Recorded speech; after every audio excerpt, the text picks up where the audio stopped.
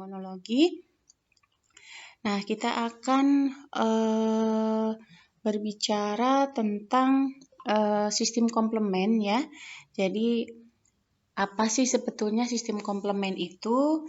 Kemudian fungsinya itu untuk apa dan dalam hal apa tugas dalam komplement ini dalam menghindari mikroorganisme, terus kemudian bagaimana pengaturannya dan apabila kekurangan dari sistem komplement itu apa yang akan terjadi di dalam tubuh kita. Kita akan membahasnya pada pertemuan kita kali ini. Semoga teman-teman bisa menyimaknya sampai selesai ya.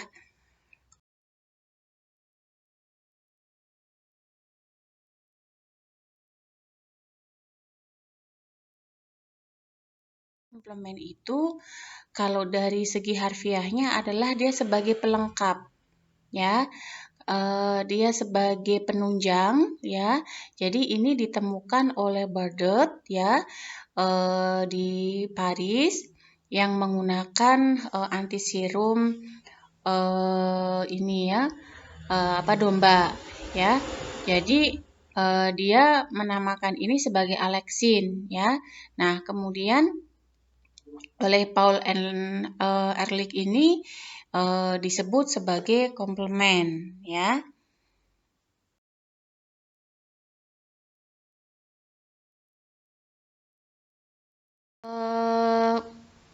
Jadi sebetulnya sistem komplement itu yang disampaikan oleh Ehrlich itu penggambaran tentang aktivitas serum ya.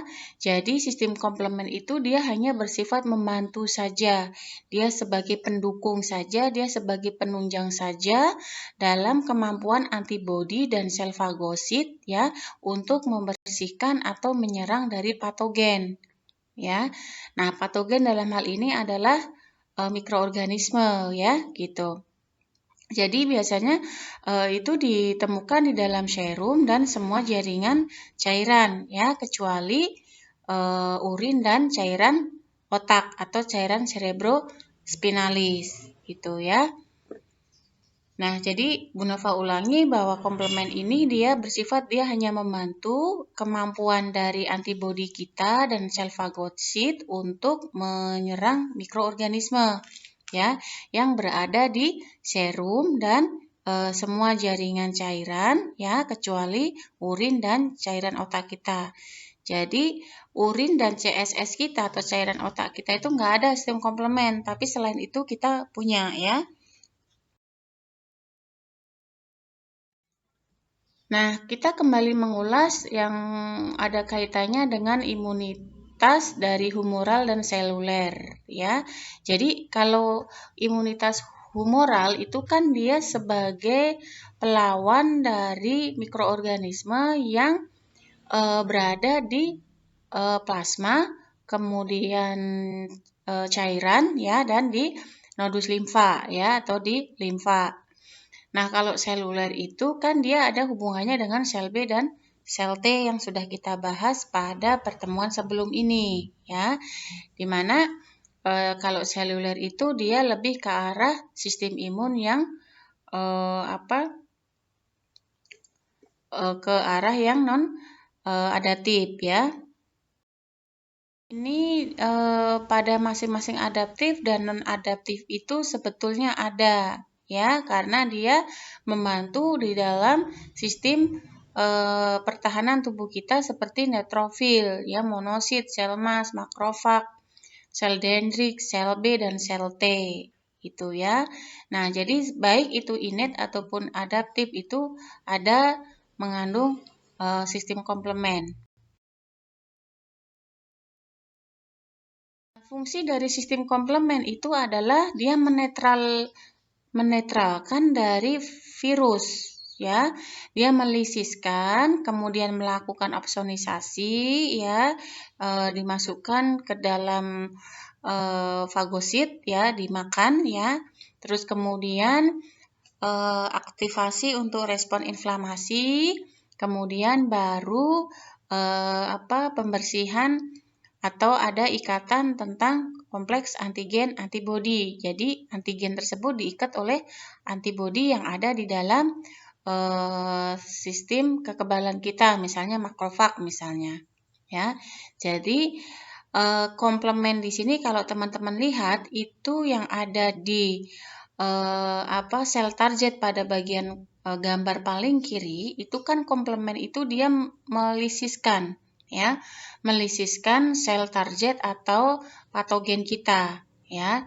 Dia akan dilisiskan. Nah, kemudian oleh sel pertahanan tubuh kita dia dilakukan setelah diikat, ya, intinya diikat, dilisiskan oleh komplement itu baru nanti akan difagosit, ya. Kemudian nanti komplement itu nanti akan berikatan dengan reseptor-reseptor, kemudian dia akan melakukan ekstravasasi, ya. Dia akan memutar, kemudian dia akan nanti secara otomatis setelah ada ikatan antara reseptor dengan sistem komplement itu dia akan otomatis terjadi degranulasi, ya. Nah, itu. Jadi itu akan ada ikatan antigen antibodi.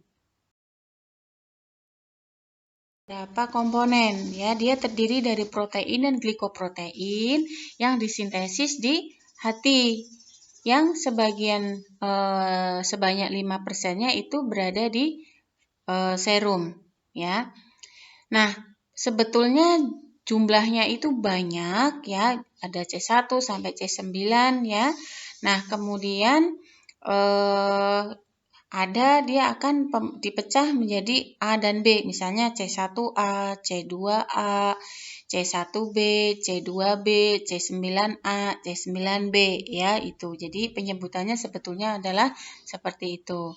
C itu kenapa diberikan simbol C itu karena dia diambil dari bahasa komplement C, ya.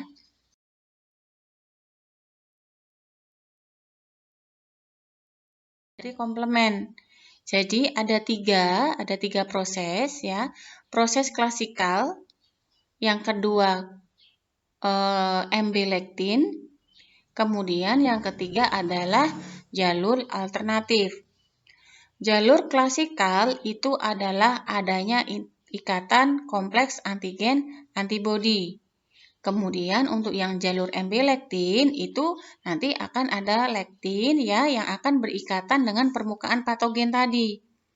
Nah, tapi kalau yang jalur alternatif itu adalah patogen itu nanti komplement ini dia akan langsung menempel pada permukaan patogen, gitu tadi, ya. Nah, ketiga jalur ini nanti baik itu ada reaksi antigen antibodi, kemudian lektin, ya, kemudian patogen yang ada di permukaan sel, itu dia akan mengaktifasi sistem komplement. Kalau komplement itu sudah teraktivasi, maka akan ada perekrutan, ya, atau pemanggilan untuk untuk adanya respon inflamasi. Kemudian akan terjadi proses opsonisasi dari patogen. Nah, kemudian baru patogen-patogen itu nanti akan dibunuh, ya, gitu. Terus kemudian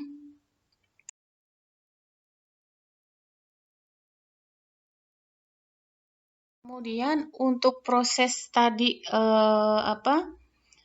yang opsonisasi. Jadi opsonisasi itu apa? Jadi opsonisasi adalah pelapisan antigen antibodi, ya. Jadi ikatan antara antigen itu adalah kumannya tersebut, kemudian diikat oleh antibodi kita, ya. Kemudian nanti tujuannya untuk apa? Kenapa harus ada pengikatan oleh komplement dan antibodi kita? Itu untuk memudahkan dilakukan fagositosis. Nah, aktivasi dari komplement yang tadi ada 3 jalur klasik, kemudian jalur MB-lektin dan jalur alternatif.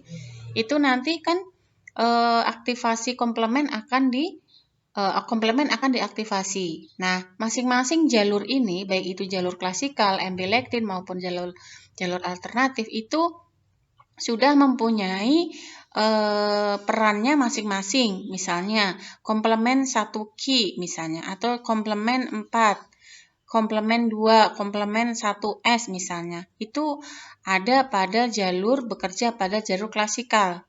Misalnya, C4 dan C2 dia selain di jalur klasikal dia juga akan bekerja pada jalur ambilektin. Misalnya, C3 dia akan bekerja pada jalur alternatif misalnya, ya. Jadi itu setelah teraktivasi komplement itu nanti C3 atau komplement 3 itu akan konvertase ya, kemudian akan berubah menjadi pemecahan komplement 3A menjadi 35A dan lain sebagainya. Itu tidak usah terlalu diinikan, tapi intinya adalah setelah ada aktivasi dari komplement itu tadi, itu akan ada proses reaksi inflamasi ya. Kemudian, nah setelah ada reaksi inflamasi itu juga tadi pada jalur ambilektin itu setelah berikatan dengan komplement ya, kemudian akan dilakukan fagositosis ya. Nah, sehingga dilakukan opsonisasi ya, opsonisasi oleh patogen sehingga untuk memudahkan terjadinya proses fagositosis ya gitu. Jalur komplement ini dia setelah ada komplement yang masuk ya, maka bisa berespon terhadap proses fagositosis, kemudian respon inflamasi ya, sehingga kuman tersebut atau mikroorganisme tersebut itu bisa dilisiskan atau dibunuh ya.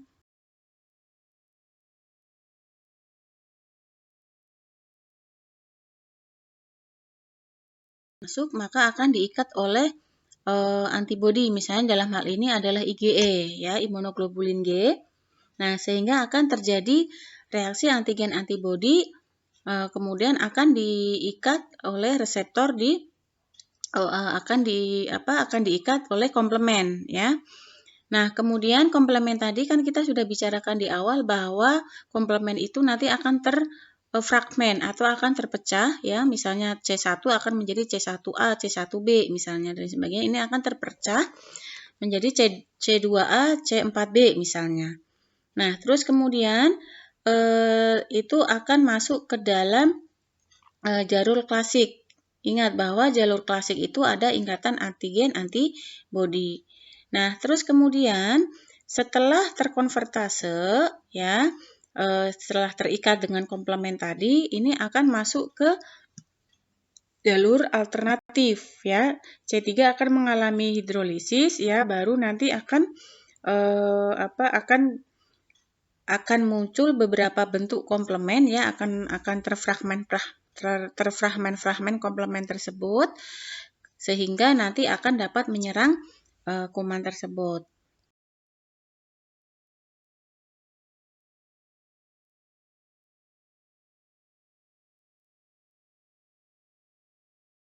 Contoh klasikal ada terikat antigen antibodi, terus kemudian jalur lektin ya, MBL tadi dia akan diaktifasi oleh komplement C1, kemudian dia akan mengalami konvertase ya, terus kemudian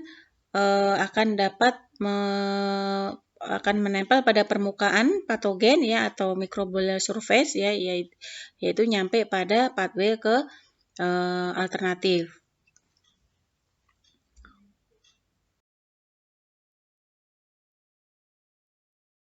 Ini secara jelasnya ya, jadi untuk classical pathway ingat bahwa ada ikatan antigen antibodi ya, kemudian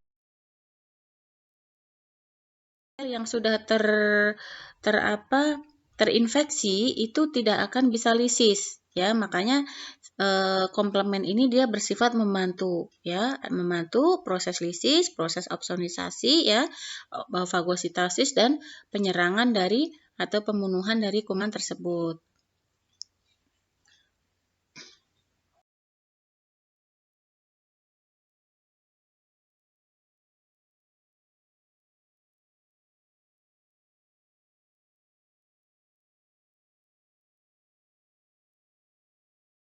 tubuh kita itu bagus, ya, komplement ini dia hanya akan dua, berhasil atau tidak berhasil. Kalau berhasil berarti mikroorganismenya, patogennya itu yang menang. Kalau misalnya yang sistem komplement kita atau kekebalan tubuh kita yang kalah, itu berarti dia akan masih tetap hidup kumannya, ya. Itu adalah contoh yang masih berhasil dan tidak berhasil, ya, yang terbunuh dan tidak terbunuh, ya.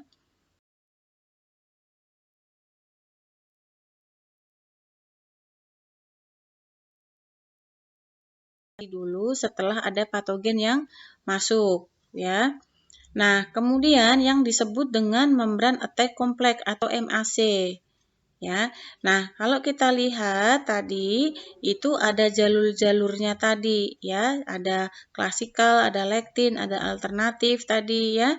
Nah, jadi pengaturan pada sistem komplement itu harus ada aktivitas dari konvertase dulu, ya. Kemudian setelah itu baru akan ada reaksi membran attack complex atau MAC.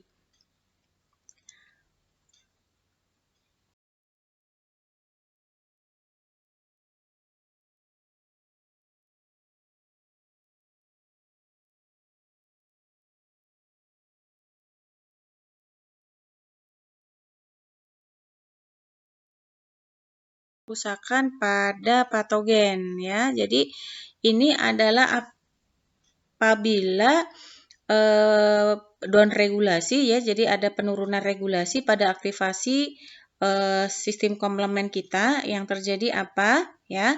Itu akan ada ketidakseimbangan antara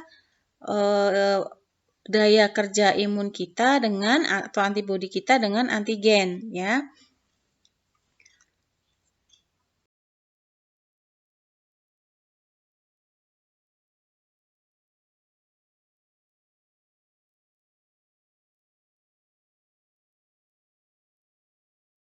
Makrofag itu akan menyerang bakteri. Menuju ke tempat bakteri, maka akan dilakukan opsonisasi, ya. Opsonisasi ini untuk memudahkan makrofag bisa mengenali dan memakan bakteri. Nah, terdiri dari 9 komponen, ya, pada komplement tersebut, yaitu C1 sampai C9. Nah, C3 itu biasanya banyak terdapat di serum. Ya, intinya adalah setelah komplement ini teraktivasi, maka akan ada reaksi antigen antibodi, ya, yang disebut pada jalur klasikal, kemudian kontak dengan dinding sel sasaran.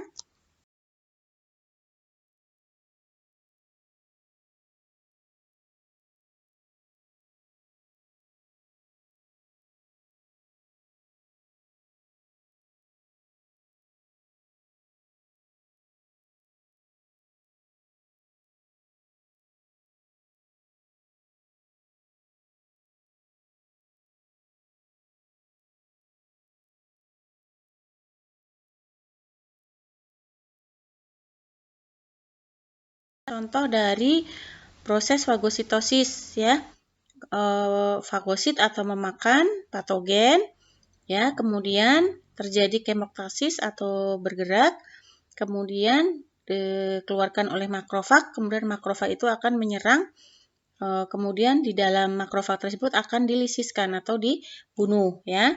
Nah, kemudian kalau sudah dibunuh, ya, akan dicerna, ya, tentunya karena sudah patogennya udah mati.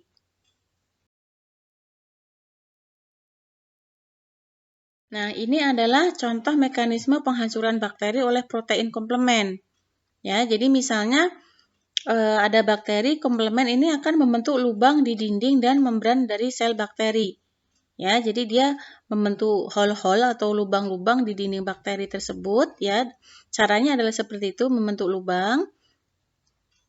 Nah, terus kemudian kalau sudah dilubangi oleh komplement, itu dia cairan dan garam-garam akan masuk ke dalam sel bakteri, ya.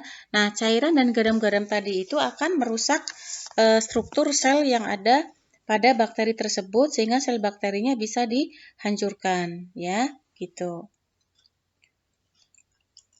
Nah, cara dari Komplemen membuat lubang itu adalah pada gambar yang sebelah kanan. Dia akan bertahap melubangi melubangi bakteri ya, sehingga nanti akan terdapat lubang-lubang pada sel bakteri tersebut sehingga nanti cairan atau garam-garam yang ada itu bisa masuk ke dalam sel bakteri yang akan mengakibatkan sel bakteri itu hancur. Autoimun ya. Nah, kalau pada bisa terdeteksi di awal itu masih mengakibatkan autoimun. Tetapi kalau misalnya itu terdeteksi sudah menjelang lanjut, itu akan mengakibatkan suatu penyakit yang lebih parah lagi ya. Kemudian akan keluar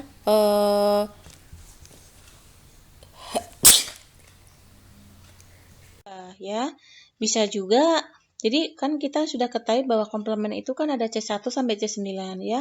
Bisa saja kekurangan C1, C3, C4 atau lain sebagainya, tetapi yang paling sering itu adalah C2. Nah, kalau misalnya kekurangan dari C1, komplemen 1 itu akan mengakibatkan angioedema herediter. Kita ketahui angioedema itu kan udem lokal ya, yang biasa terjadi di mulut ya, misalnya di daerah mulut, bibir ya, misalnya di daerah mata ya. Nah, itu. Nah, bisa juga terjadi paroksimal nocturnal hemoglobinuria. Jadi ini adalah suatu penyakit yang biasa disebut di malam hari ya. Jadi urinnya itu ada hemoglobinnya yang masuk ya. Jadi ini adalah beberapa contoh penyakit atau hal-hal yang apabila seseorang kekurangan komplemen.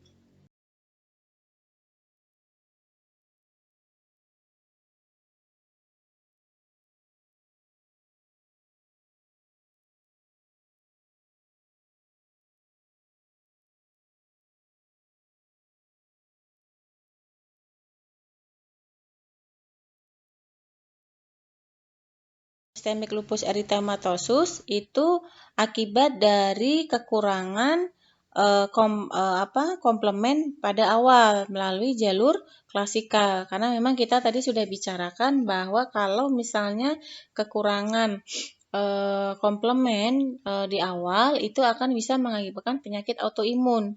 Sedangkan lupus itu adalah salah satu penyakit autoimun, ya. Terus kemudian bisa juga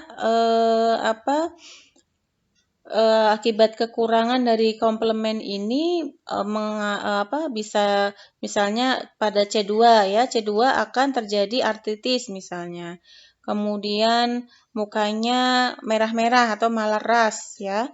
Terus kemudian bisa juga C4 glomerulonefritis atau peradangan pada glomerulus dan lain sebagainya ya. Jadi itu adalah contoh-contoh penyakit kalau kekurangan sistem komplemen.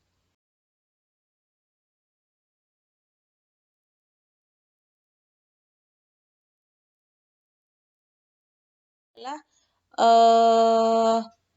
sudah parah ya. Jadi dari awal dari lupus ya. Terus kemudian ini juga kekurangan dari C1Q itu juga akan beresiko untuk terjadinya infeksi ya.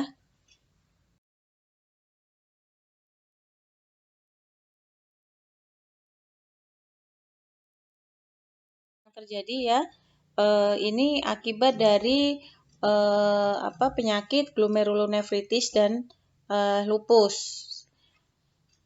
Walaupun ini jarang ditemui tetapi ada ya. Terus kemudian kekurangan C1 inhibitor. Nah, kalau kekurangan C1 inhibitor itu akan mengakibatkan angioedema. Kita ketahui angioedema itu adalah pembengkakan area lokal ya, misalnya mata, bibir, hidung ya, misalnya bibir kita digigit ulet misalnya atau gigit tawon terus kemudian dia membengkak, nah itu disebut dengan angioedema. Jadi kalau pada kekurangan pada defisiensi C1 inhibitor ini anak atau orang tersebut akan sangat beresiko untuk terjadi angioedema ya, karena ini diturunkan ya, hereditary angioedema.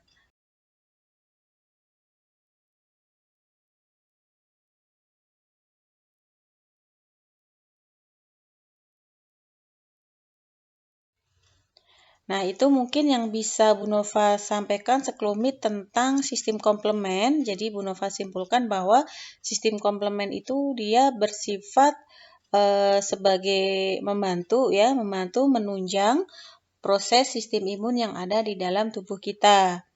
Nah, dengan cara apa? Dengan cara dia melisiskan atau menghancurkan ya, tapi menghancurkannya itu dengan cara membuat lubang-lubang di dalam sel bakteri. Ya, lubang-lubang itu tadi yang sudah dilubangi oleh sistem komplement tadi, itu akan sel bakterinya akan berlubang sehingga cairan dan garam-garam bisa masuk ke dalam sel bakteri sehingga sel bakteri itu akan hancur. Nah, kemudian tadi ya akan terjadi melisiskan terus kemudian melakukan opsonisasi sehingga muncul respon inflamasi ya. Terus kemudian baru kalau misalnya berhasil berarti akan patogen akan terbunuh.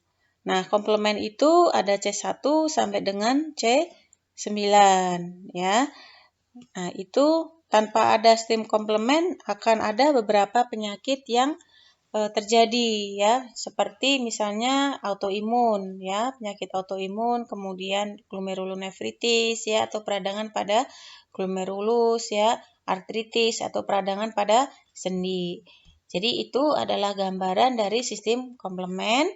Kalau misalnya ada yang mau didiskusikan, silakan teman-teman bisa diskusi melalui forum. Saya akhiri, wassalamualaikum warahmatullahi wabarakatuh.